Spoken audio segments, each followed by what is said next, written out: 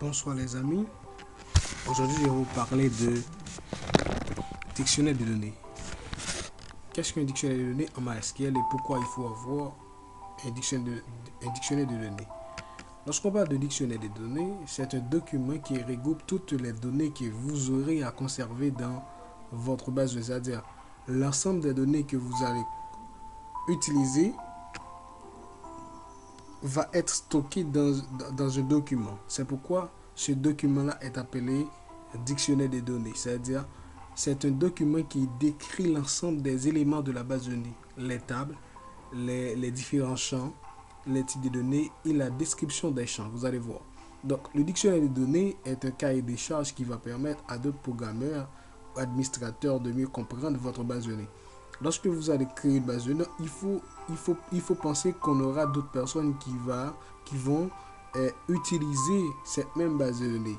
C'est pourquoi il est important d'avoir un cahier de charges qui contient l'ensemble des scripts, mais l'ensemble des éléments de la base que vous créez.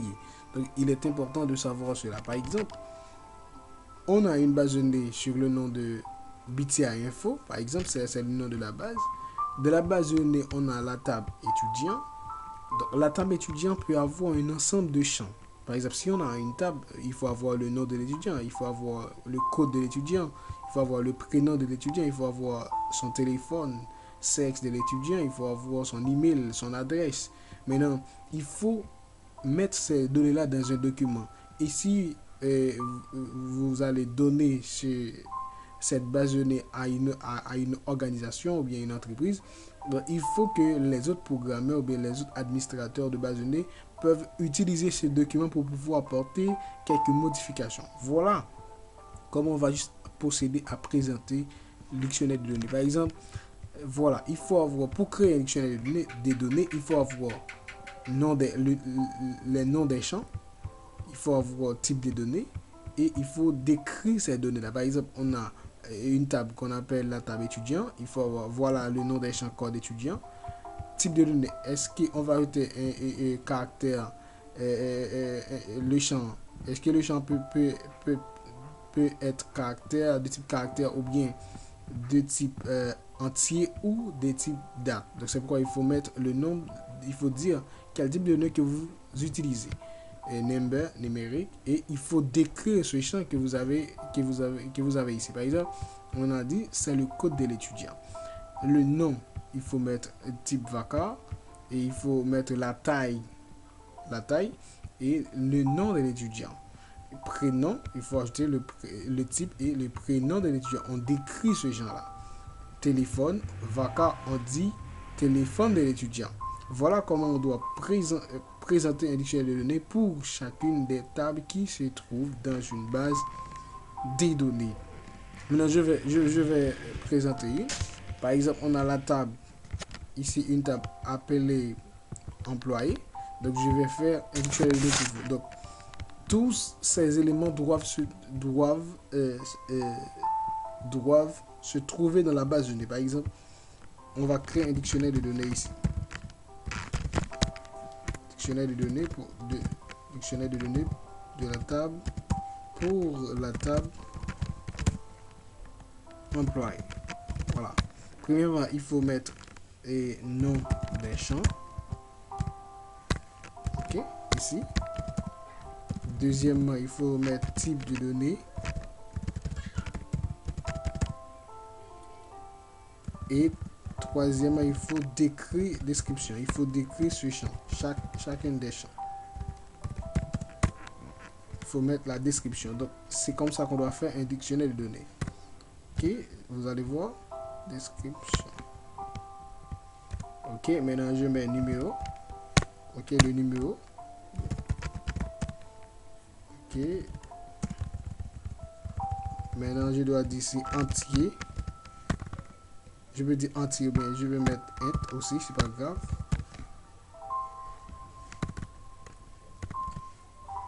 Je peux même prendre ces champs-là, comme ça. Voilà. Ok, je fais la description. Il dit c'est le numéro, ouais. Il faut faire une phrase de l'étudiant. Ok. On fait de même ici. Ok. Là, donc ces documents-là, on peut partager ces documents avec les autres administrateurs parce que automatiquement que vous avez une base de données, donc on va demander, l'entreprise va vous demander le document en question. Il faut préparer un document contenant non seulement la description, mais aussi les scripts comme on crée les tables ici. Ok, ici on met le nom de l'employé. Ok, on fait prénom, on fait de même. Ok, on fait de même, on ne fait que copier, c'est toujours 30. Mais il faut respecter les noms des champs.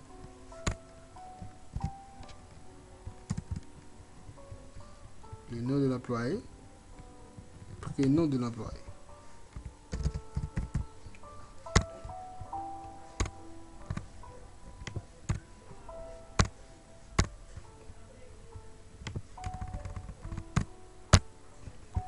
Adresse. On peut faire ça comme ça. Ok, comme ça. Ouais. Voilà.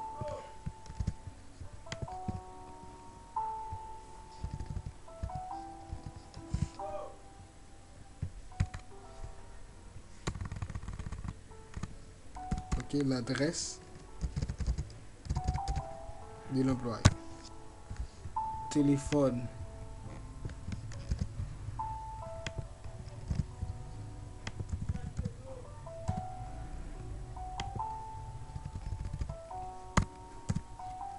Le téléphone. Le numéro de téléphone de l'employé. On peut mettre le numéro de téléphone de l'employé. Ok, on peut mettre le sexe de l'employé.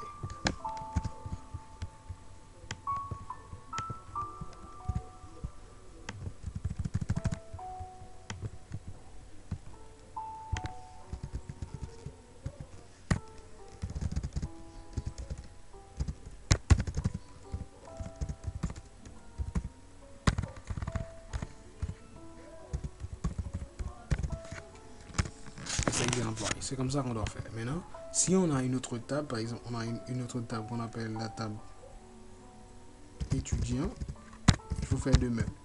Il faut mettre les champs et il faut mettre aussi, il faut prendre cette ligne-là et il faut mettre de même.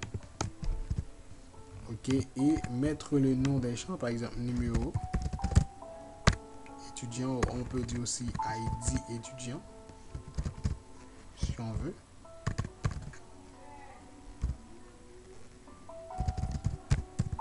Ok, on met int pointier et bon, on fait que on fait la description. On met le numéro ou bien identification étudiant.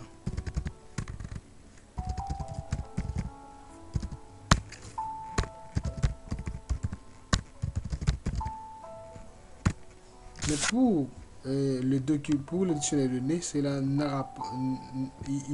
pour que un dictionnaire de données, il ne faut pas l'ajouter dans la base de données. Donc seulement c'est un document concret qui décrit l'ensemble des éléments qu'on a dans la base de données.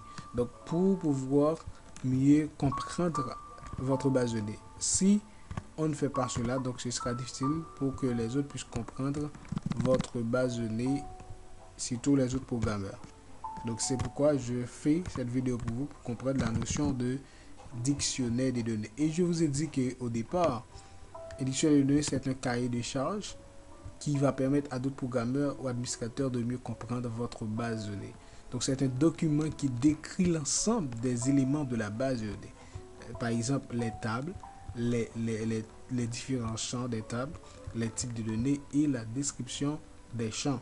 Donc c'est pourquoi je fais cette vidéo pour pouvoir mieux comprendre la notion de dictionnaire des données. Je vous assure que c'est très important pour vous. car on aura beaucoup de choses à savoir. Après l'élection et le lien, on va entrer d'emblée dans les autres formations. Donc, restez connectés pour ne pas perdre d'autres formations utiles pour votre succès. Merci et je vous souhaite déjà bon travail. Et si vous aimez cela, et certainement, je pense que vous aimez cette formation, et je vais mettre ceci dans la description pour vous. Mais à ne pas oublier de partager, liker et abonner. Au revoir.